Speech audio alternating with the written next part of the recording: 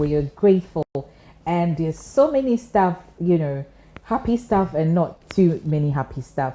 And, we know in Morocco there was an earthquake. So we're praying for all the people in Morocco. We pray for our friends who are over there on holidays. And we pray that, they all come back safely. But today I am excited that we have an amazing gentleman doing so much in our community and around the world. He is in the person of, sometimes I call him Honorable. He's Kwame Koranteng Bespoke. Kwame, welcome. Thank you. I am so happy that you're here. Same here, Nana. I know you're busy, it's hard to get you, but I'm so honored that you said yes to our invitation. Thank you. And welcome to the Nana Church Show. So pleased to be here.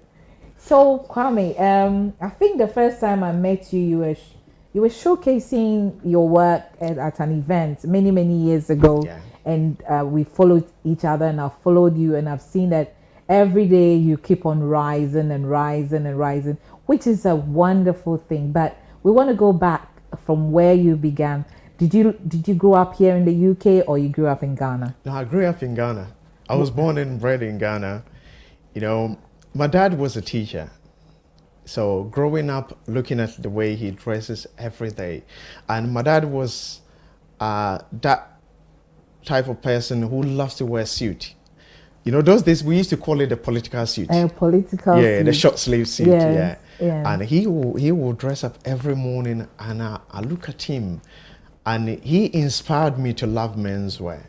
So I was an artist. Let me start it that way. I started as an artist because I used to draw a lot when I was young, and every time I would do a sketch of my dad by the mirror dressing up. And one day I remember telling him, you know what, I want to dress like you. And he said, yeah, it's good to dress well, because people will always address you the way you dress.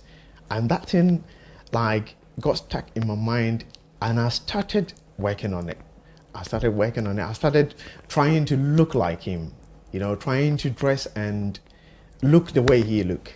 Fantastic. So that's how it all started. Wow. But back home, you can't do what you want to do.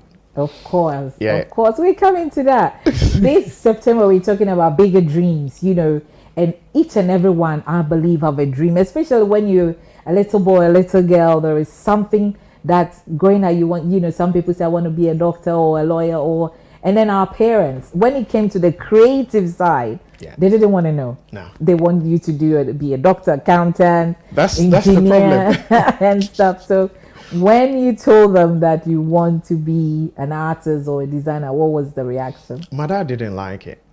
Being the head teacher of the school, he was like, no, Kwame, that's not possible. So he realized I had the potentials of becoming an artist. And I remember telling him I want to be a designer as well, and that even killed everything. So he wanted me to become a doctor. Oh wow. So you have to go through all your education and everything. But I had a dream of being a designer. That was my passion, being an artist and a designer, because those two work hand in hand. So I remember telling him every single day, and he was like, no, you can't do that. But what really helped me was growing up, he realized, I think this is what he wants to do, and not much I can do about it. But I lost mommy on the way. I think when I was going to 11, that's when I lost mom. So when I lost mom, he kind of he gave me my will. Anything that I wanted to do that time, he was he was ready for. Were you the only child? No, we are four. Okay. Let me say it that way. We are four, but dad and my mom is only me and my sister. Okay. But daddy had one, and mommy too had one before. Before the yeah, two. Okay. Yeah. So we four in total. Oh, fantastic! So he gave you that. He gave you your world. He said, "Okay, I'm gonna support you." But back home, I still remember, because I also schooled back home. I know there were those little, but there was not much emphasis on creativity. No. Do you think that if there was, a lot of people would have really come out to be the best of themselves. Yeah, I think now, if you tell me, or if you ask me if I can change anything in the schools, one thing I would say is, when you realize that a person has the potential to do something, we should push them towards that way. Yeah. Because when you tell your child, I want you to become a doctor or an engineer, and the person doesn't have the potential to do that or the passion for that, you kind of waste their whole time. And by the time that they realize this is what I really want to do, it's late. It's late. Even though they can do what they want to do now, but they've wasted all that time. Oh yeah, it is. We've seen doctors become comedians. And sometimes all these years, but then hey, it's never too late. You can still start if the passion is there. So Kwame, when did you go deep into designing? Okay. What happened was, when I was in Ghana, like after watching my dad and all that, he actually made me fall in love with menswear. So I remember those days I would go to the library and read about menswear. Oh wow. Yeah, because I was so passionate about it. And I was so passionate. When I see people in suit, people who try to make the effort to look extra different from the ordinary, like I was always happy to see people like that. So I would go to the library and read about menswear. So one day I was in the library going through this book. Then I saw Savile Row. Oh yeah. The home of traditional bespoke tailoring. Yeah. English bespoke tailoring. And I was like, wow. So I read all about Savile Row, how handmade suits are done. Then I said to myself, anytime I get the opportunity to come to UK, I'll visit Savile Row. Go straight to Savile Row. Yeah, I'll visit Savile Row. So I was always in the library reading about menswear, reading about arts, and I was always creating new things all the time. And when I had the opportunity to come to London, I remember the moment I got my visa, I came to see my auntie on holidays after Pokwari. Then when I went to Oxford Street, I remember asking people around, can you show me where this road is, Savile Row? And this gentleman said, yeah, I know Savile Row. So he directed me to Savile Row. Then I went there. But I was so happy. I mean, wow. I ran out, like I started from the road from one end to the other end. That time Oswald was in Vigo Street. Oswald Boating was on Vigo Street. So I went through that, then all the way down the road. And I went into Huntsman, Huntsman Bespoke Tailors. Then there was this gentleman the guy helped me so much. I spoke to him and I said to him, I want to be a tailor. And he was like, why you don't want to be a designer by a tailor? And I said, no, I want to be a tailor. Because I love that traditional word, tailor. Now everybody's a designer, So I prefer to be called a tailor. And the guy said, yeah, all the help you need, I will help you. So he introduced me to George. George was a bespoke tailor on Savile Row. Then we became good friends. And George said, Kwame, you know what? You just need to go to school. Finish your school, then I'm ready to take you and give you all the help that you need. Wow. So I was blessed. Wow, just like that. So we're talking about bigger dreams. Kwame's dream.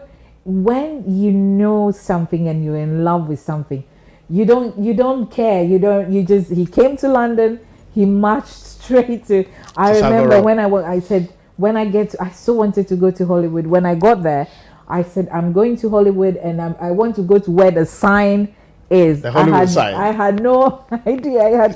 I knew no one. How are you gonna get there?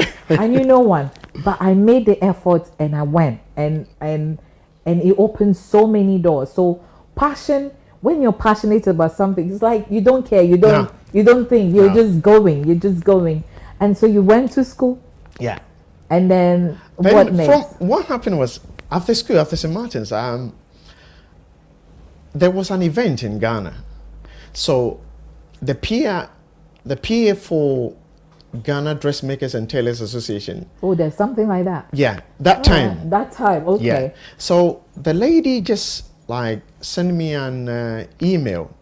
And she said, "Oh, Kwame, we've seen your work." Because that time I would just create my own piece and take photo of it, put it on social media. You know, Facebook was there that time. So I'll create some waistcoat or a jacket or something, or dress somebody and put it out there. So the lady was like, "Oh, Kwame, there's an event that we're doing in Ghana, and I would love to invite you to come to the event." And that was my first event. So I said, okay. But she said, "Kwame, you know, the choreographer for the show is Shola Oyebade." Okay. You know, yeah. I've heard of him. Yeah, yes, Sola, yes. that time he used to run the Mahogany Models Yes, bridal yes, show. Yes, I remember. And it was really big in the Yes, UK, the yes. Mahogany Bridal Show. Yeah. So Sola called me and Sola said, "Kwame, I had this email that I'm doing this show with you." And then I didn't have no collection or anything. It was just my first time. But one thing I realized is everything that you're doing, people are watching you. Yes. You know, people are watching you. You might think, "Oh, this nobody knows about what I'm doing," but people are watching you. So you have to put your best in. Then the event was cancelled. So when the event got cancelled, then Sola said, "Kwame, I've seen few of your work. You know, I host this event called the Mahogany Bridal Show every year. And this year, I want you to be at the show. I'm giving you a complimentary ticket to showcase your collection." Wow. That's how Wow. it all Destiny. started. Yeah, Wow. that's how it all started. So Sola, anywhere I go, that guy really helped me a lot, because he was the one who put me out there. Nobody knew about Kwame Koranteng. I was just somewhere. And even when he told me, he said, "Kwame, I want you to showcase your collection." Then I didn't have no collection. I had to create a collection together. And I didn't have them. Did you have the money? No, the money wasn't there. You know, the money wasn't there. But the courage to go out there and showcase as well, because it was my first show. So he sent me an email. I didn't reply. Then, because I was thinking about it. Then he sent another one. Then the last one he called and he said, "Kwame, I haven't heard from you. What's happening?" I said, "Yes, Sola, I'll do it." Then I went there, I did the show, and that was it. That was the beginning. Yeah. After that show, I got invited to Amsterdam Fashion Week, the Africa Fashion Week, Amsterdam.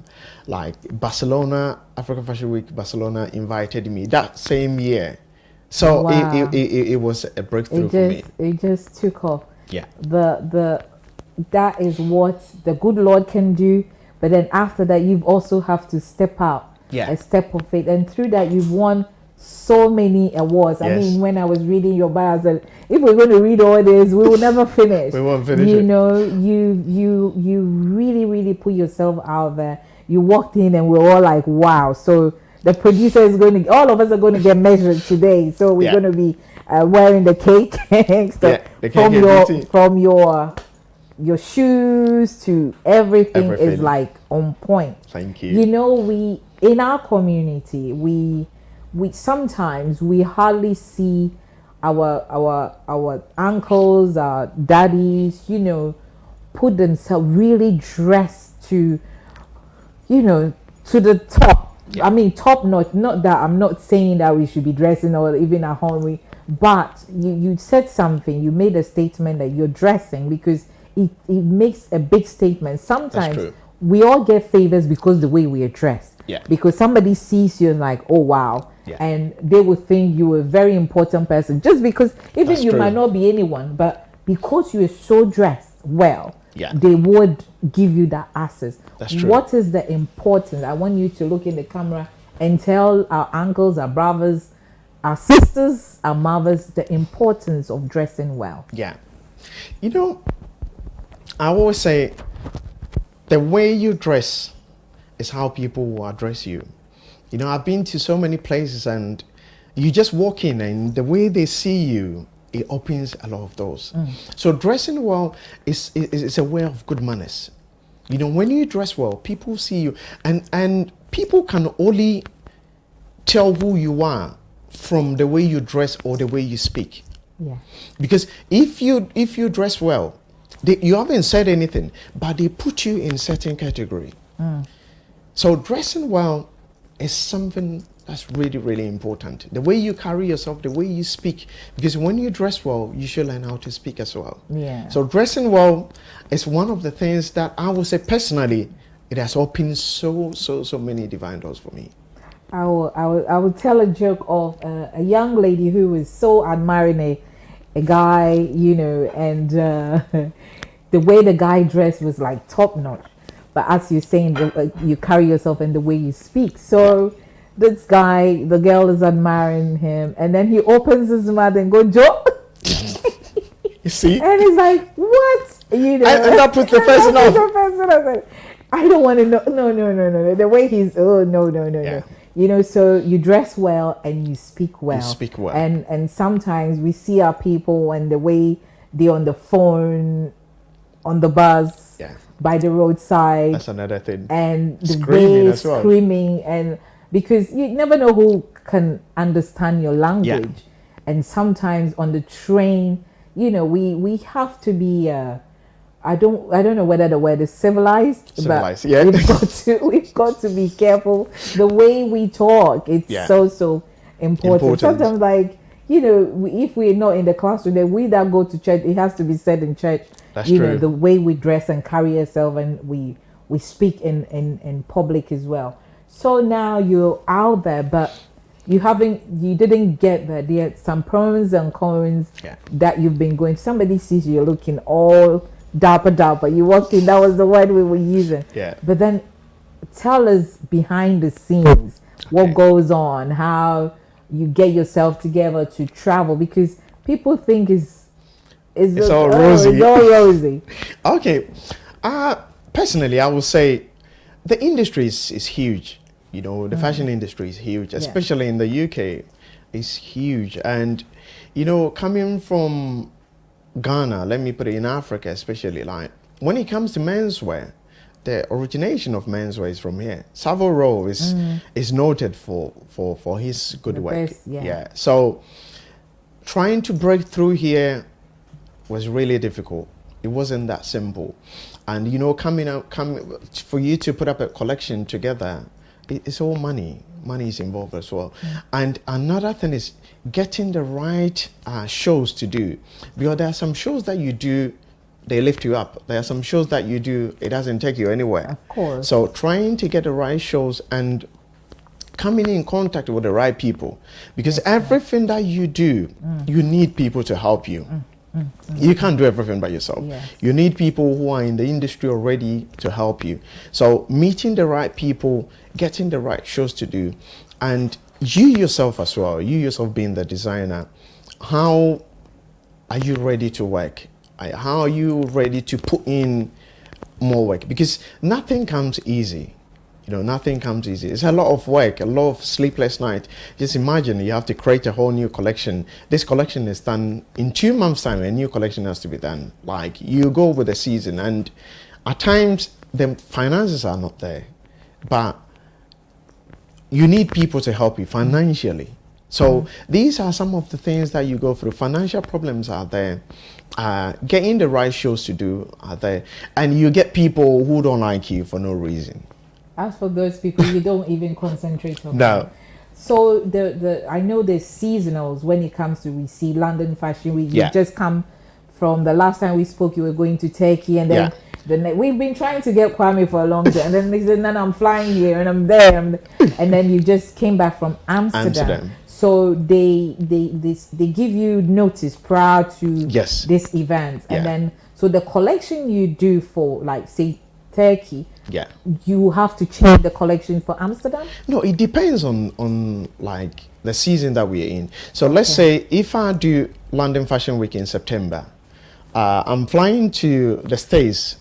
End of London Fashion Week is the 16th, which is next week. Next week, So I'm flying to the States on the 28th. So from now to the 28th, it will be that same collection that I'll use. So you have the collection for the season. So when you create one, anything that comes around that seasonal time, you can showcase it. So the fashion weeks or the fashion shows. So we're still, now we're in autumn. We're going into autumn, or but then it looks like it's it's summer already. It's summer. The seasons are changing, but we Yeah. are loving it. So it's the collection is for summer, autumn, or Yeah. Yeah. summer, autumn. So what do they give you guidelines? Say we need these outfits, or No. how does it work? Now, so you being the designer, you need to create it. Okay. So that's where the creativity comes Okay. in. As a designer, for me to come up with any collection, I need something to inspire me. Okay. So like looking at what you're wearing. Bigger dreams. And Yeah. I know we're going to be modeling, so I went for You this. know, looking at what you're wearing Uh-huh. gives me an inspiration about something. So what I normally do is something needs to inspire me for me to come out with a collection. Okay. But it always happens, you know, when it's getting close to the time, then it comes in. It comes. Yeah. So you sit down and say, okay, summer. The colors are The colors are important. the colours Color speaks a lot. Yeah. So in the because sometimes you see the designers and they come out, okay, this spring is all about mustard colors, or it's all about reds, it's all about greens, and we try to follow, but then sometimes it's confusing because some of the clothing is like, okay, what are we wearing? Because what you put on the runway, we cannot wear it every day, right? So what do you do with them after the So what we do is after the runway, I put them on sale. Okay. Yeah. So you get people buying one or two, or you can get people buying almost everything. So the collection is not the reason why I always tell people that you, as a designer, you have to create something that people can wear. Because now most of the things that I see, they are things that you can only wear on the runway. Yes.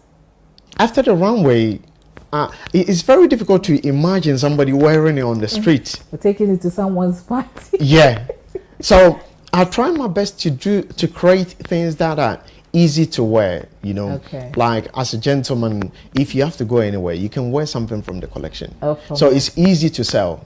So the collection is Kwame Koranteng Bespoke. Kwame Koranteng Bespoke. Bespoke Because when tailoring. he came in, we were saying Koranteng. The way they will pronounce The Ghanaians pronounce it. Yeah. So it's Koranteng, It's not Koranteng. Koranteng. It's Koranteng. Kwame Koranteng Bespoke. So please check him out. So Kwame, what are some of the?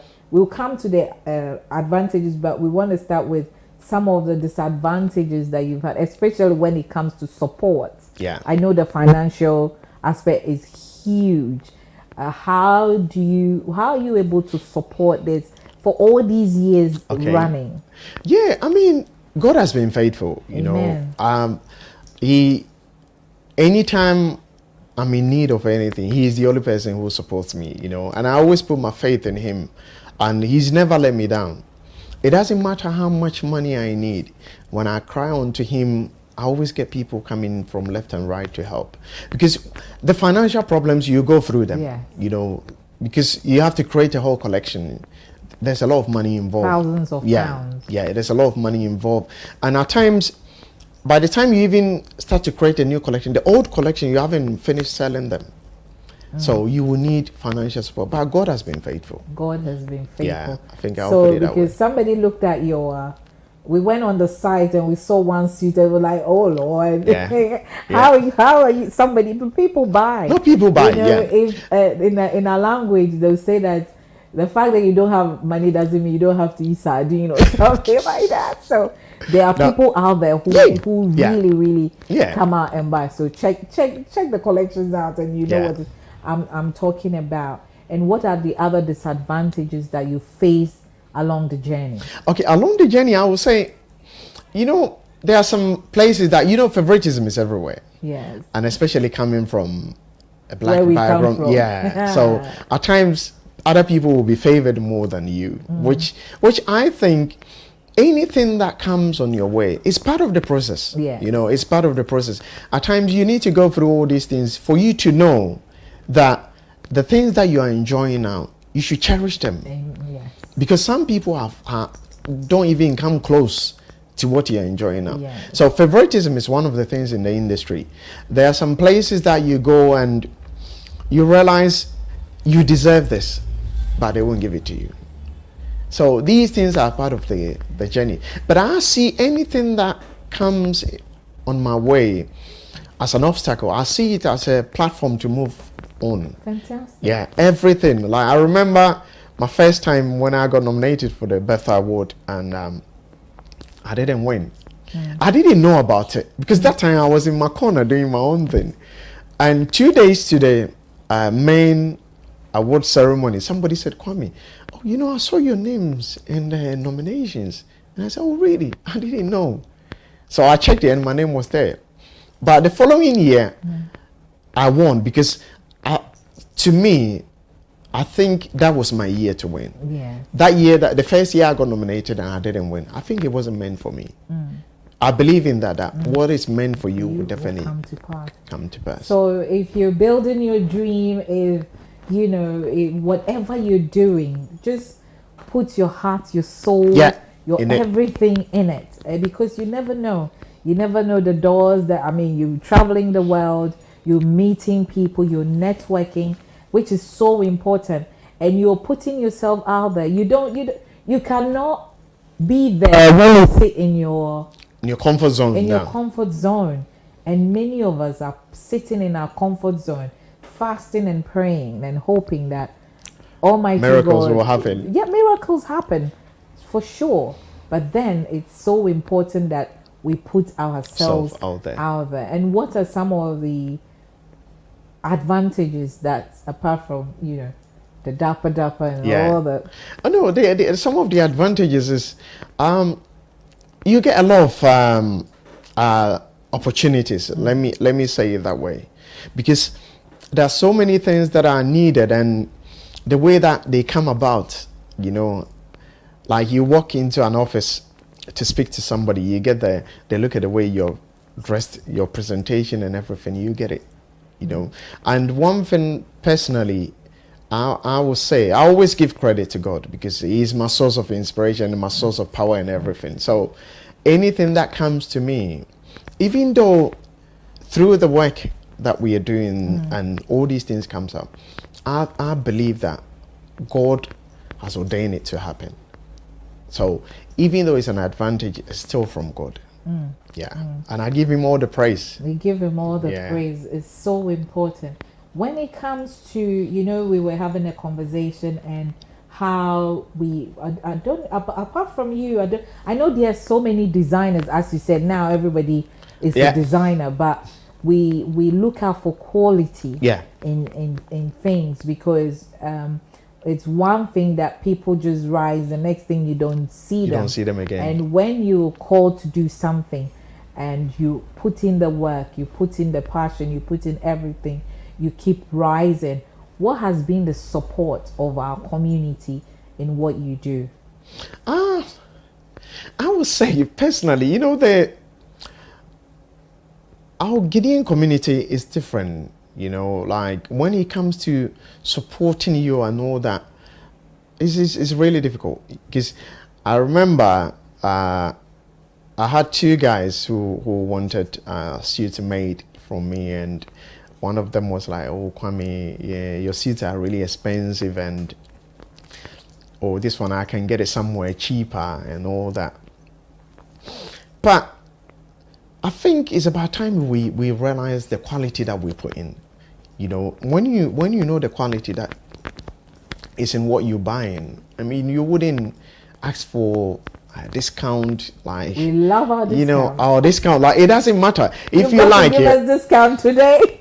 You know, Nana, if you like it, start from £1. They will still ask for discount. You know, Lord. So when it comes to that, it doesn't really help. You know, but I think it's human nature as well. You know, but I believe that we can do more as a community to help one another. We can do more as a community to help one another. You know, we need to cherish, to patronize, our own. You know, patronize our own. Patronize, and sometimes we see people spend. I mean, when you travel, when you know you go to places and you see people, and especially sometimes even at the airport, you see a suit and it's like in the thousands, and you're like, and you know, I've asked myself, will people wear it? Yeah. You know, or a watch. Yeah. You know, yeah, somebody will say I can go to the corner shop and get it. And get a watch. It's the same watch. But then if you work hard and you think you can afford it, why not? Why not? Why not? And if we have somebody in our community, which it's so important, and especially when you're doing business with friends, with family, it sometimes it's disheartening that they don't take what you're doing seriously. Yeah. They don't see the value. And so today we're speaking to our brothers and sisters, our cousins and aunties and all that see the value of the things that we do. Yeah. Not just me, not just Kwame, but there are people in the community doing great things. If you're patronize it well. That's true. You know, to so that it goes far. We see other communities pushing their own. A lot. And so why can't we then say, do the I am same. so happy that Kwame Koranteng Bespoke is, look at the suits. He went, if you haven't been to Sabah, go. Yeah. Some people have been in the UK for a long time. They haven't been to the city and see the suits that are there. You just walk like the way he started. And check the prices. So, you know, if you want to wear the suits, maybe you never know, contact him. As he brought his, today we're going to have Uncle Joe. He's going to measure. He's going to have his one done. But it's so important. But as we're wrapping up, you know, there are young people out there who want to live their dream. What would you tell them when you look in the camera? What I would say is believe in yourself. You know, self-belief is very important. There are certain things that only you can do it. You know yourself and you know what you can do. So when you believe in yourself, it gives you that power to go out there and do it. Because when you don't believe in yourself, people out there wouldn't believe in you. But when you believe in yourself and you know what you can do, the people out there are just looking at you from what you say or your physical appearance. But your dreams and the things you can do are within you. So always believe in yourself and be ready to take risk. You know, everything comes with risk. You know, if you ask the people who have made it in life, they will tell you that they took a risk as well. So be ready to take a risk, because if you don't take it, you'll just be in your comfort zone. Be ready to take a risk. Then always be ready to ask questions. You know, the people that are in that business already or that industry already, be ready to ask questions. Be ready to find out more. And the last thing I will say is you need something to support you. You know, I get my support from God. So you need something to support you and to protect you. Kwame, when you say you get your support from God, somebody is going to sit there and say, God, come and support me. No. So I want you to break it down, because it's so important that, you know, it's not just, it's so important for us to pray and to commit what we are doing to the Lord. Yeah. But then what do you do? Some people say, I have a side hustle that maybe I work, I do something to raise the money to support. Maybe I have a sponsor, as we're so thankful to Lechi, who makes it possible for the show to go on Omega TV UK. You know, so if you say God is your support, could you break it down a bit? Okay, the reason why I say God is my support is everything that I want to do, I present it before Him. Okay. And I always tell God that, God, bring the right people in my life. Okay. Because without the right people, I can have the dream and everything, but it wouldn't go anywhere. But God will always bring the right people when you surrender everything to Him. You know, you have to, deep down in your heart, you have to surrender everything to Him and make Him know that He's your only support. Apart from Him, there's nobody else. You see, when you start to mix God and other things, then He's not your your full-time supporter. So surrender everything to Him and always pray that God will send your destiny helper. So destiny, the destiny helpers. You know, there are people who will see your work and they will say, okay, I will find out more, and they come in. So yes, it's truly there are people who have the money, who would, you know, God one way or the other will send them your way to make it happen. How about support at home? How the children, the misses, because sometimes people's dreams are crushed because they don't have support at home. Yeah. You know, you're traveling. You know, you're sometimes I'm traveling. Yeah. And we have husbands and And wives and all children. that. Yeah. How is the support system at home? You know, I will say my wife Millicent, she's one of the most amazing women. Like I would say personally, God sent her to me. You know, Amen. like the support that she's been giving to me, and the kids, Leroy. You know, my son. He's more of my PA, like he does a lot. I've like got Grace and you know, PA, you know, with the photos and everything that I post, like he's very good with computers and all that. But Millicent, she's been so supportive. Like my traveling, she'll make sure your ticket is done. She'll make sure your hotel is sorted. Like everything that I do, because it's like a family business. I run it with her and the kids. So without them, it will be so difficult for me to do everything on my own. Like, it's a family business, so we run it together. Shout out to Lady Millicent. And she actually dropped him here, you know. So shout out to you. Thank you so much. So, you know, for your spouse to thrive, for your wife to thrive, for your husband to thrive, for the children, it takes the unity, it takes the support, it takes the helping each other. It takes the pride that you have in your spouse to be where they are. And you know, when your spouse win, you win as well. So if you are sitting on your spouse's dream, God is going to ask you one day. So why don't you give them your blessing and then release them to be the man or the woman that God has ordained them to be. That's true. I am so thankful that you watched this afternoon. I am so thankful to Lechi Organics for being our sponsor for the show. I'm so thankful to the fans. You know, if you have a dream, I believe you've learned something from Kwame Koranteng Bespoke today. I hope that you go out there and make your bigger dreams happen. Thank you, and tune in next Sunday for another motivating story. Bye-bye.